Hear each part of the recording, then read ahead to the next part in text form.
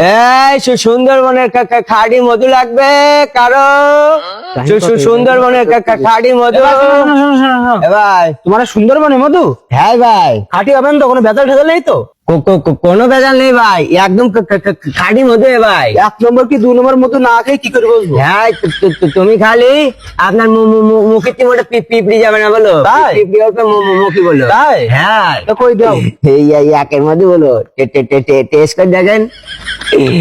মিষ্টি না? মিষ্টি না তো? রে চিনি চিনি দিছাও না? না, এতে কিছু মিশুনি না তো। তালিয়া থাকিবে মধু নিতে পারে, চিনি মিনি দিন তখন আর কি করতে নিবি? তাই তো। তাই? হ্যাঁ, আমরা চিনি না হলে এতে চিনি মিশুনি 500 গ্রাম। শুধু চিনি? শুধু চিনি না তো, তাই? শিকারিন আছে 50 গ্রাম। তাই? হ্যাঁ। আর পিঁপড়া কেজি খানি আছে জুলা গুড় আসছে। হ্যাঁ। জুলা গুড় দেয়া কেজি খানি জুলা বলছে, তোমার তো মধু কানে।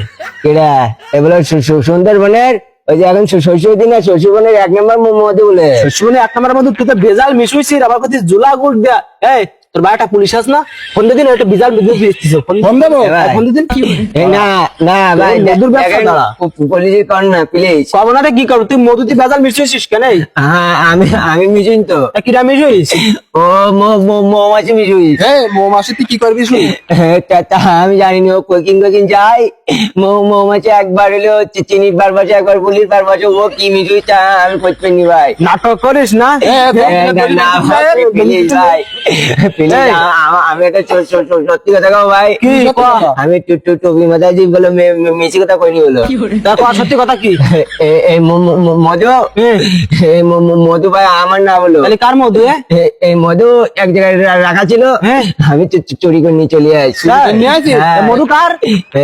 মধুওয়ালা ও এইটিস ভাই, এই মূর্তি বসে আমার মধু হারাই গেল, সাইকেল সহ কিরানি গেল।